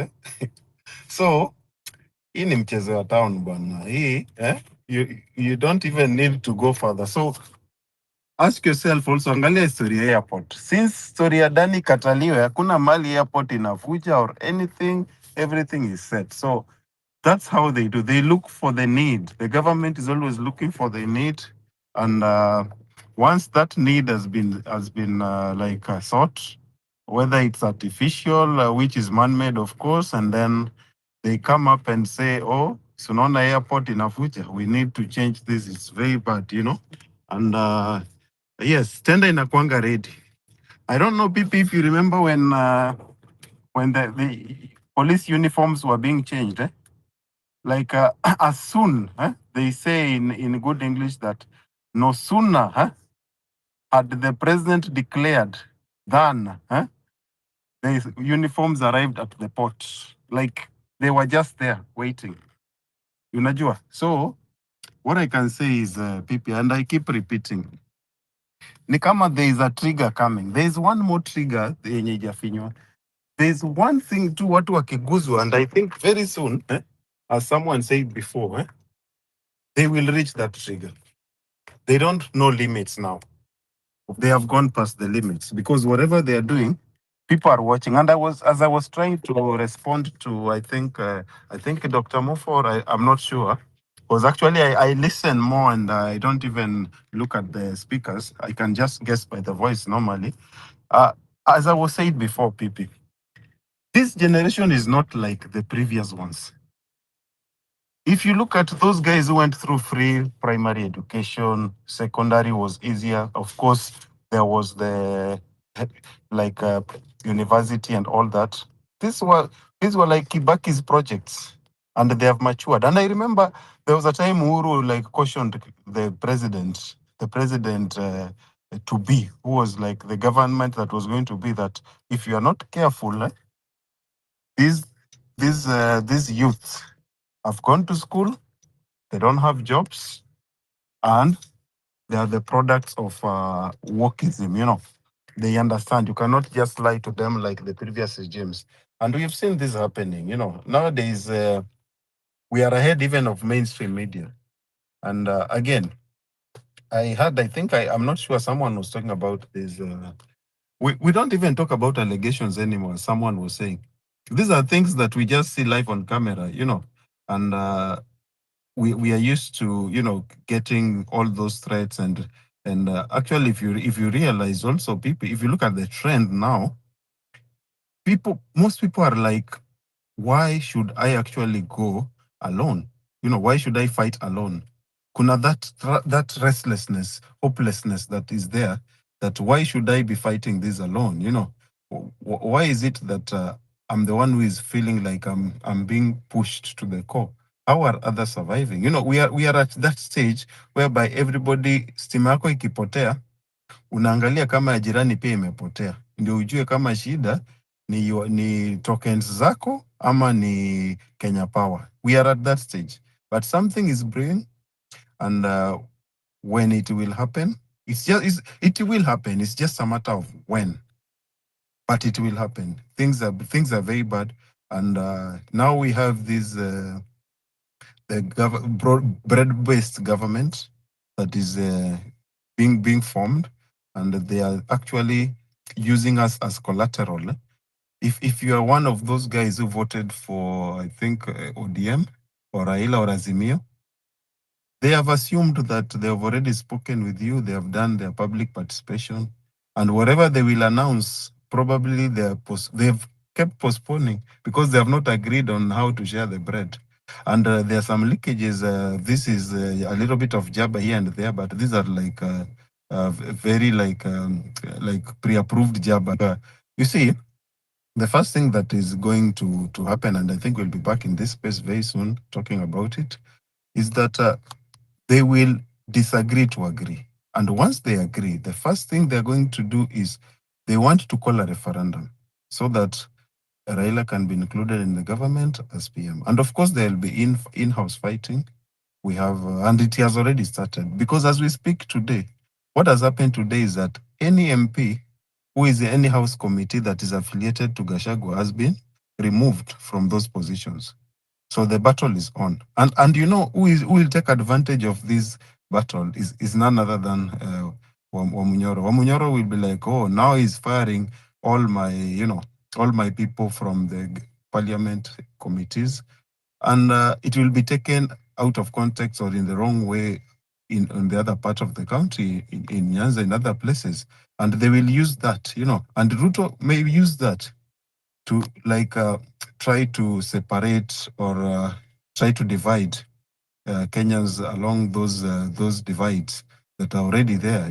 So what I'm trying to say is, I don't want to again come here and say that the next few days will determine, the 2027 elections. I don't think so, because as we speak now, PP, the youth, the only thing that is remaining is for the youth to take the votes, ID and the votes. And I keep asking myself, the 8 million people who never voted but registered, where do they fall in? In this, if you look at this pie chart, where exactly do they fall in? They took the votes, they checked the ballot and said, so it's either Raila or Ruto, and they said no over my dead body. Those guys just went ahead, enjoyed their sleep. They never voted. So how how can we understand those 8 million? What would happen if they were to come out and vote? Because it's one thing to say that we will register as voters, but actually to walk that talk, is different. And again, I hope this is the most painful election, not just results like occurrence, the first 2 years of presidency that everyone has suffered across board, and it will still be like more painful if we just keep going through the same way on the divide, voting with emotions and everything. Because people, whether we like it or not, the history is bound to repeat itself. And I've not been convinced otherwise. I've not been convinced that things will be quite different, especially when I look at the conversations around, especially in X and all the social media. I've not been convinced otherwise. So until then, because if you look, personally, I know that some people are affiliated to, I don't know, Azimian, but me, I'll tell you honestly, people today, me, if I had to make a choice today or vote today, I'll vote for someone like Okiya Mtata. But you see, Okiya Mtata is not famous, he's not popular because of one thing. We've reached a point whereby even if you tell someone that you can do something, I don't know, it's like people want you to create a shadow government and work and then prove yourself and then come join the government, because we are not used to good things now. We are used to very bad things, and we've been like in a toxic relationship. So, and there is no time to heal, unfortunately. The country has to go on. So me, as I said, kura yangu moja, me alone, whatever happens, I will not have this guilty conscience. I will just take my vote to someone like Omtata. I will just fall down with him, because in my right sense, I know that this guy can do whatever he can do. I don't care if someone decampaigns him, because there is no ground. The only ground they're saying is that he's not as, I don't know, brave, or, he's not outspoken, or he does not insult politicians, or he does not do all these cloud chasing headlines. So to me personally, that is until and up to now as I speak, that will be my ideal choice, because it represents my philosophies and all things that I stand for. Thank you, Pipi, and God bless everyone. Thank you, Japonji, for that submission as well. Imebidi hadi nibadilishe huko juu kusema fundraiser special, because I see Bonnie is back on the mic, but it looks like you're going on an extra, and we have to try. Tutafanya aje? At least we avoid the penalty. Penalty ya 2000 rahisi, tutakufa jamani. Nitamalizika. Yes, so if you like what you're doing, just go into that Tipja line and support. You've heard what Japonja has said, Kirer, and everybody who has been here on the show. They have very solid points. Sijui akili mnawekanga wapi siku ya kura. Tutaongea siku moja tu. Maybe kesho wakati wa wellness tutaongea kama kuna akili ya kukula, akili ya kura, na pia kuna akili ya kukua tu kucomplain. Tutahave kukuwa na hiyo conversation. But saizi tunajaribu kuraise 9500 nenye ni kama imekuwa ngumu kuraise. Tumejaribu kuraise 25,000 for 3 days. Normally, there was a day we tried to fundraise here last year when we were doing the 3 months fundraise. We raised 39,000 in about 4 hours. Leo wakati landlord ananitegemea, we started fundraising on 3rd. To date, we are a third way around. So if you like what you're doing, I understand the economy is already on the pits. So we are trying as much as possible to keep this space as open so that we can keep having these conversations. 0721948229 is the number. Let's cut the number down. So I think sijui tuiweke 9500 ama tu tuendelee kupanda hivi. I think tukiendelea kupanda hivi ndio inaleta more transparency. Ndo tukifika 25,000 niwaambie. So anyway, any amount counts. 0721948229 is the number. Fundraiser special as we continue having a conversation about the trending topics and the economy of our country. Bonnie, you had some few words for us, and also you can request the microphone and talk to us, guys. Thank you. Can you hear me? Yes, loud and clear. Awesome. So I just wanted to thank you for the opportunity to be part of this discussion. And thanks everyone for listening. I wanted to leave you this message. When you see people like myself offering themselves to lead, it's not that we consider ourselves to be smarter than anyone else or special. Personally, for me, I at a point where I want to get in the business of solving problems. We get on a call on a space like this, we complain, which is fine, right? We are venting, but I think some of us have to step up. And, for a long period of time, I think we've run away. I'm thinking about good people, capable people, honest people have run away from politics because it's so dirty. There's a lot of issues, and sometimes you can't actually trust that the voter is going to be smart enough to make the right choice. But because we love our country and because we should not give up to the system that's not serving us, I think some of us have to consider offering yourselves. When you see my analysis that I send out, I do that because not because I believe that I have a monopoly on good ideas or the truth. I honestly believe that I can add value. So for me, when I sit here and I look at how, for example, what the governments are spending our money, I see the wastage, I see the incompetence, I see the corruption, and I ask myself, why are we really condemned to this situation? There's nothing we can do about it. And so, having spent so much time in the private sector, mostly serving very large companies, I ask myself whether that's what I want my legacy to be. And I feel like, one of the things you can do in life that's very powerful is to serve other people. So I'm looking for an opportunity to serve. When you see my analysis, in my view, that service, if I can bring accountability, if I can shed light on what's happening in this county government, and somehow that saves $1 billion in a county, right? That money is going to build a school. It's going to serve the people, and I consider that to be public service. But I want to do more. And so, if you see me in the future asking for your vote, I hope you consider, listen to people. If you don't agree with them, that's fine, but at least listen to them. And if we do that, even if you don't win, and you're running for an election and you don't win, and people listen, then you know that the better candidate won. I do want us to start making decisions based on people's manifesto, based on their records, based on their capabilities. Really think through when you're electing these people. Ask yourself whether these people have the skills and the competence and the experience to do the job that you ask them to do. We complain here about our parliament. Um, you know, if I can show you some videos here of people in parliament, and so you look at them and you're like, did you really expect this guy to be the one holding the government accountable? We need to start electing competent people. And, if we do that, I think we'll be 90% of where we need to be. Thank you so much. Okay, thank you so much for that, Boni. Yes, Kirer had finished. In Kenya, sijui kama ulikuwa na anything ya add at this juncture. Naona ni kama we have already also run through the speakers and I think we couldn't push it any further. So yes, so Kenya, I don't know if you have anything. You will probably be our last speaker today.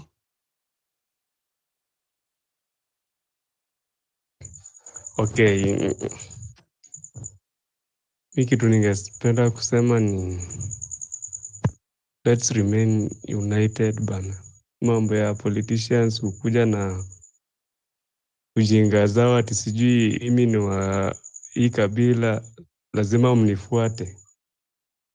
Hiyo tuachane nayo. Si umeona 1.3 trillion withdrawn manually. Hakuna mtu siajaleta ati sijui wewe ni mtu wetu chukua hii. Wewe ni wa kabila yangu chukua hii ujisaidia. Hajaleta. Yeye ndiye amejua palio 1.3 trillion imeenda. Sijui ameweka 2027 na ibe nayo sijui. Yeye ndiye anajua. Hiyo tu ndio ningependa kusema. If we unite, watu watakosa hiyo nguvu.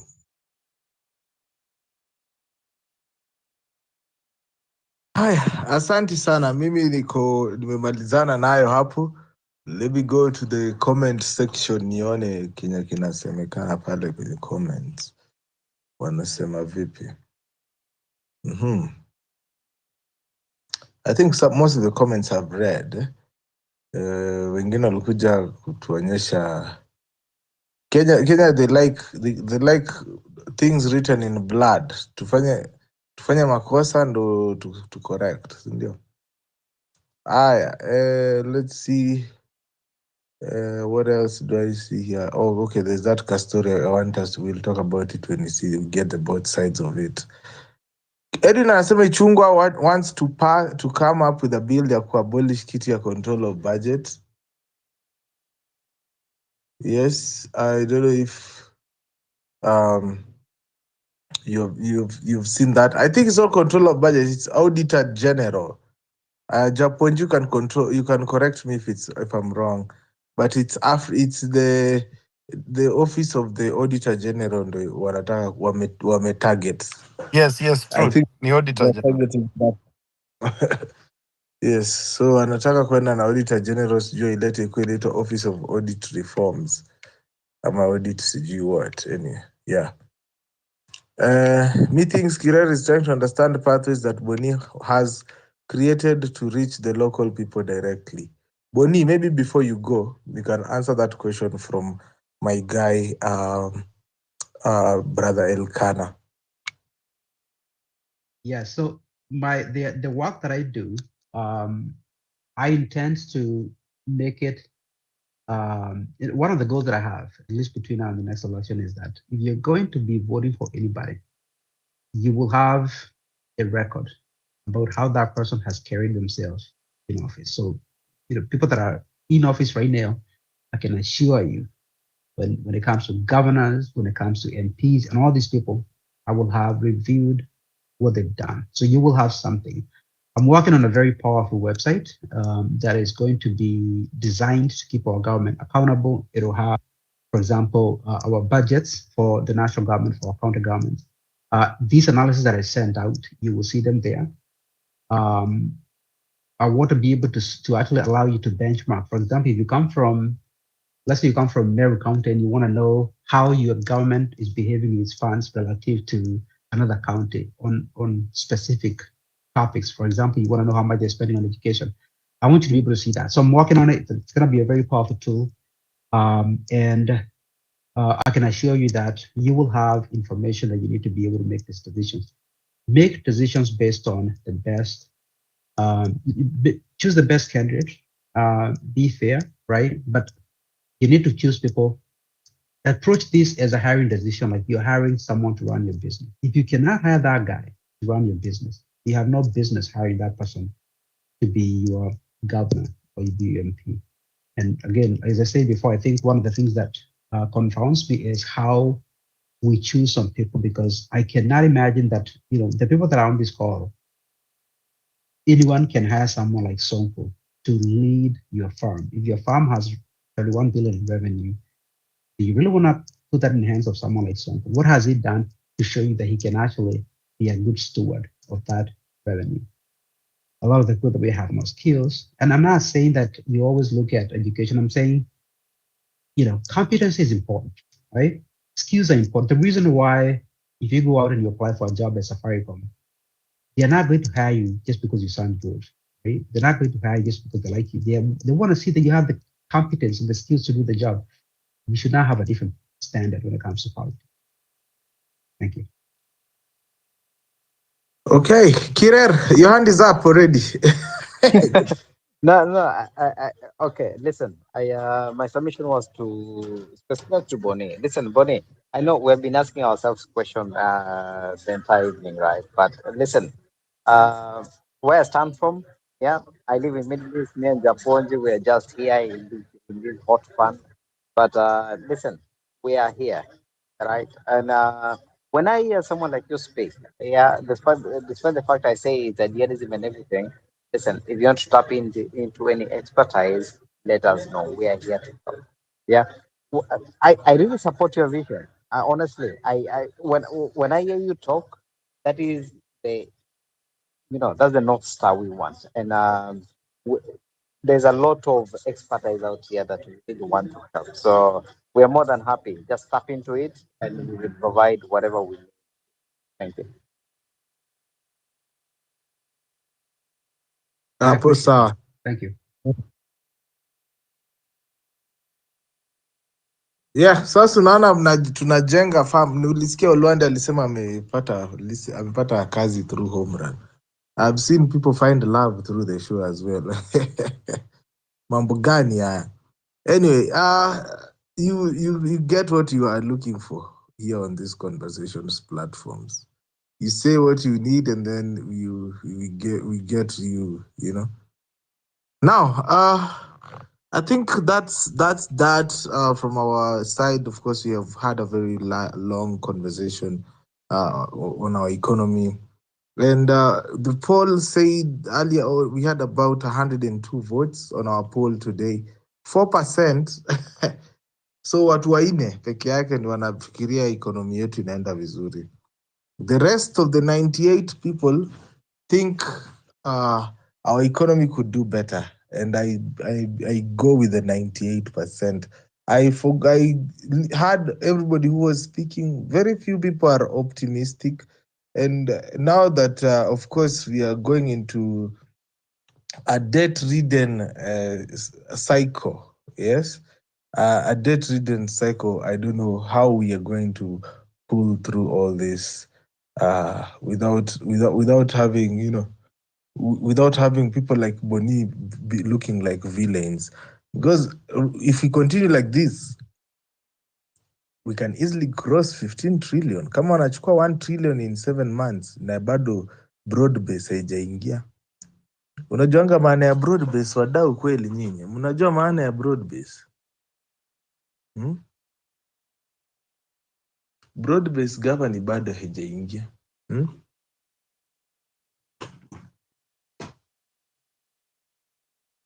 Ingekuwa eti ni broad base ikiingia, mnajua hapo tunaingiza more than 30 mouths to feed. Yeah, kwa broad-based government. More than 30 mouths to feed zenye zinakuja mpya. And you've seen Ndindi Nyoro ndo amekuwa the first culprit wa kupelekwa nje. Why would they throw out Ndindi Nyoro, by the way? It beats logic. It clearly shows that they're not looking to work, they're looking to balance. So yeah, so it looks like you're also going to get into regional balance very shortly. Yes, guys, tunaendelea kufanya fundraiser yetu ya show. Ni kama hii wiki mzima itakuwa ni fundraising wiki ya home run. Kwanza kesho mtapata imeandikwa over 27. Mtasema pipi amegeuka Pasta Ng'ang'a. But yes, this show is maintained. It's our community radio.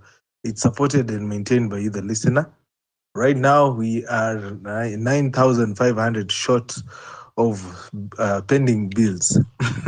Na zimekuwa zikirana kutoka February. So if you like what you're doing, you can help me bridge this gap before the landlord bridges the door for me. So anyway, I want to go to my guy Paukwa, who has just joined us. How are you doing, Paukwa?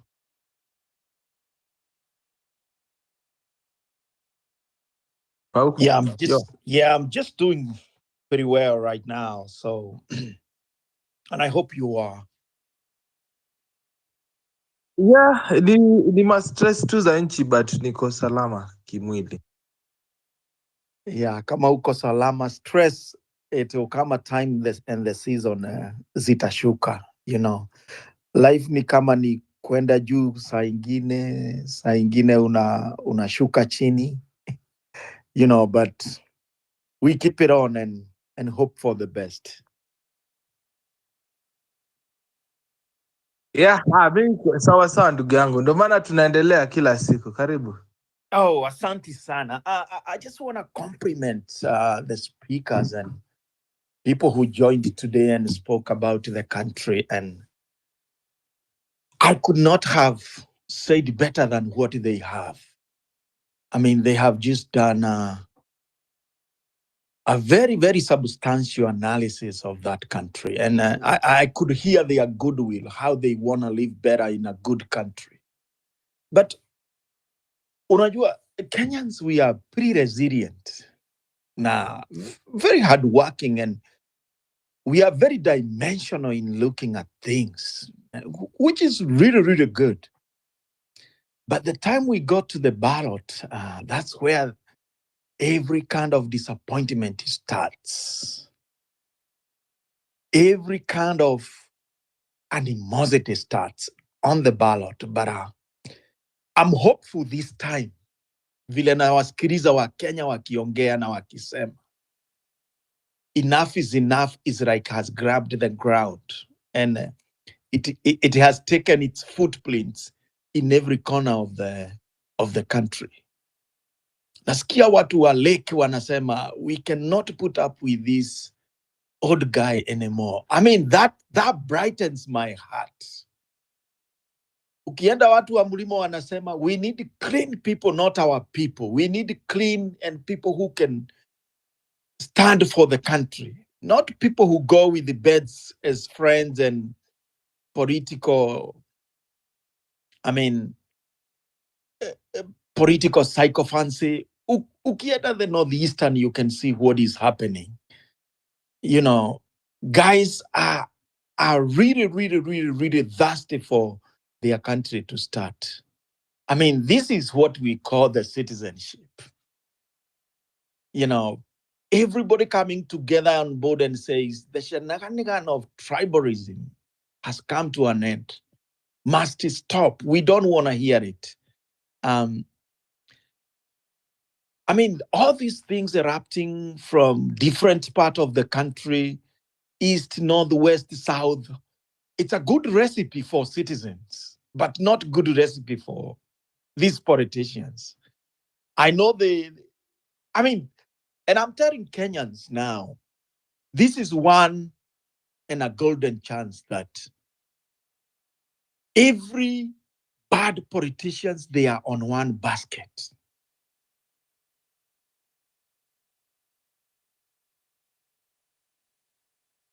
Are out there and they are not together with the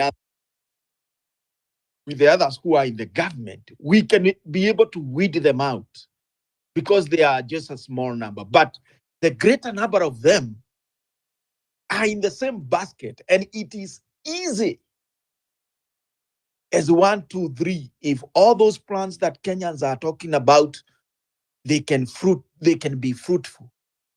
It is easy to drown them all. And after drowning them, we can go after them. We can go after the wrong they have done, which is unlawful. And this time, Kenyans, it's not about not voting for them, even after votes, going after them. And there is another recipe that I would like to add to Kenyans. If you see somebody, a politician, old, who was not in support of the citizen on all these struggles, and especially when the Gen Z came up and say, we can no longer proceed like this. You have the mandate to tell them, even you vying for a post, you are not going to. We are going to shut you down. You can be in the ballot, but there is no way you are going to campaign. And we should not say either the MP or MCA or the president, all of them. I know if you say enough is enough with Ruto, even if he vies for the 2027, you can tell him, our region, you are not going to campaign. The other people's region, they say the same. The other people's region says the same. You are not going to campaign. You are not going to preach those lies onto us again. You can start the ballot from the campaign time. And I know this one can work. And the leaders that you want to elect can have a chance, an easy time to stand for those positions. And I think that is one of the strategy that need to be used by the citizens. Saying enough is enough is not good enough. We need to take it onto our hands and ask them, yes, you want to vie, but you need to sit in your house with your wife and you are not coming out to campaign. Whenever they come out, they need to see what they have not seen before. They need to know even campaigning, even if we have money, is not easy. I mean, we need to create an environment whereby the campaign is only going to be for the clean and the one we want. And that is when everyone will understand we need clean leaders. We need people who mean business for the citizen, not for about themselves and friends. And you will see the sieve of the good and bad will work. You know, the oil and the water will separate. And you will see nobody would like to be aligned by somebody who is not, who is resisted by people in every way. Nobody. And that's why I'm saying, you know, we are still talking enough. We are still talking good. But all these strategies, we have to employ them. We have to put them into practice. And I'm really grateful to the far Kenyans have come, because this country has become so far in 1960. Our parents came, they were the baby boomers. After the independence, they yearned, they cried for a better living, better country, good country, to see their children flourish. Then they came a Generation X, they did the same. All those generations are dying out. And now we have the millennial, the Gen Zs, and Gen X. The Gen Zs, please read this way, and it's going to succeed. Read these ways, is going to succeed. Even if it is possible, this guy can be brought down even before the election. I believe the Gen Z can read the way, and we can get a better country. And I'm in support of what Kenyans are talking about and what they are doing about the future and the good of their country. Because this is what matters to their life. I mean, we have now a couple of generations whereby their life has been halted. People are not moving forward. They are not reaching their goals because of the way the country has been run and the position the economy is in. You know, it is good. We stand and we stand strong. Difficult times will be there. Time to make difficult decisions will be there, but we can get it through.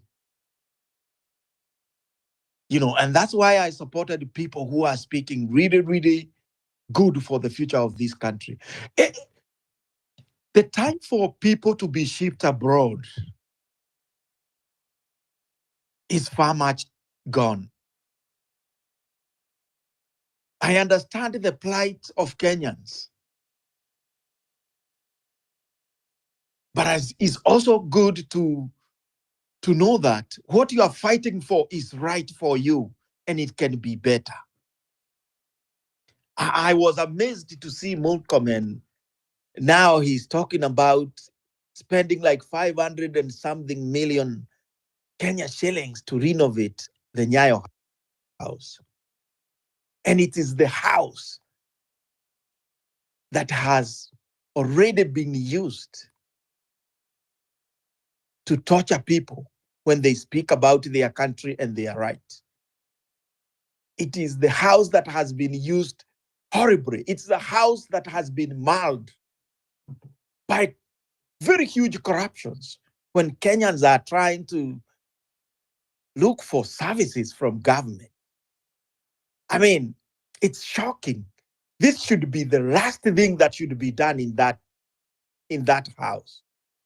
Actually, it's my suggestion that house need to be demolished and being put up a public monument as an existence of torture chambers in Kenya, and where Kenyans corruption money has been used terribly, where Kenyans has been humiliated both in torture and corruption, and in all kind of manner of the humiliation. I don't see the good use of that building other than a bad history and a dark times of its life. This two-bit CS can come and tell Kenyans, this is what we need to. It's just my heart. It just breaks my heart. But Pipita, I don't want to take wrong because I know you are just ending the show, but we'll talk more tomorrow and the day after. And I just want to stop there and wish everybody a good night. Thank you, Bwana Paukwa, also for supporting us and also speaking to us today. Leo imebidi niende extra time. Sina nimesema fundraiser special. Nimejaribu kwenda extra time so I can raise at least an extra that extra 9.5k, lakini kama nimeuma nje. We'll keep supporting you. Just be there. We'll keep supporting you. Those who can with 100, 250, 500, we'll keep throwing in there until you achieve, you get you to your target. Thank you so much, Paukwa, for always for your support as well, and also your words for the speakers today. Thank you so much, Pipita. Keep it on. Asante. Bado tuko na kama 5 minutes, so naweza patia mtu mmoja atuongeleshe. Unajua kuna watu wametusikiza from 4 when I started the show and they have not even said a thing. But tumesikia wewe ukisema vile they have made you feel and what we want us to do. So I think we also need to maybe tell people that a lot. Ndo wa learn. The country is not built just by keeping quiet. Talking more, it brings a lot of things in the light.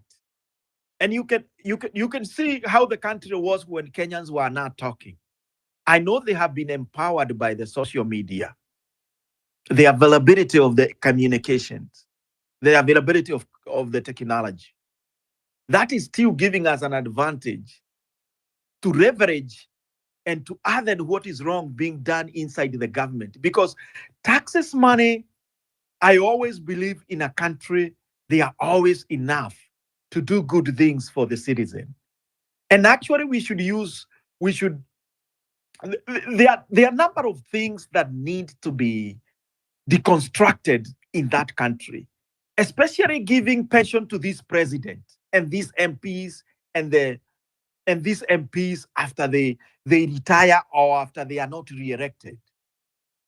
I think those are things that need to be reevaluated. For those funds need to be cut and being put, to provide the pathways for other generations that are coming, probably in schools, in healthcare, and all those other things. Those are areas that can be cut. And also, other areas like paying hefty monies for these elective positions, it need to be cut so that it does not only attract these people that need to be corrupt. I mean, there are things that we need to rebuild once again in this country, but we need first a leader who can be able to spearhead things that are for a good country, that are better for the citizens. Pipita. And that's why I hate it when someone comes and says, we should not talk. I said to you, why go to the ground and fight? Kila siku go to the ground and fight, you'll get killed, all of you, unless you have a strategy or you rile up enough support for that. Of course, yes, because if you look the way Kenyans have used social media and the availability of technology constructively, you can see a very, very huge difference. Even from the way people understand what the government is doing, how the government works, what is being done. Actually, you can imagine Kenyans can be able to look inside the government and be able to discern what the government is trying to do, either in a good way or in a bad way, and they can be able to speak it up. And one of the rotten places that we have put ourselves into is the parliament. Once the parliament does not have a voice, because that's where everything is being cooked for the country. That's where everything went south. Because nobody in the parliament can be able to speak the truth and the law, especially a few who feel they need to stand for their country. And we have seen even them helping us to get more information and us, especially to ask more questions where we don't even get answers for. I mean, these mics need to stay open for people to speak and for people to educate others, because we got a lot of knowledgeable Kenyans that look things in a different way, which is really good for the country. True. And I think Kirer was asking the same. Kirer sijui kama umeshaenda. Kirer was asking the same when he was asking. Niko please. Boni alikuwa anaenda, anatuambia kuhusu his ambitions. So yes, Kirer, was that what you're asking? Hiyo ya venye watu wanaweza approach the people in the ground ama? Yeah, it was basically I think Kenya. This actually came from Kenya, very succinctly, right? To the point whereby we were just asking the question: is everyone thinking, and suddenly we are all changing tack? And civilization is a state of the mind. They always say. Sorry. There's a lot of back noise. I'm watching UEFA. But yeah, it's always a state of the mind, right? Are we suddenly asking questions, critical questions that are very uncomfortable? And the point that we ask these questions in the hope of getting answers, we ourselves get awakened in the event of doing that. Yeah, that was a gist of it. Yeah, Paukwa. So you get what Kirer is saying, yeah?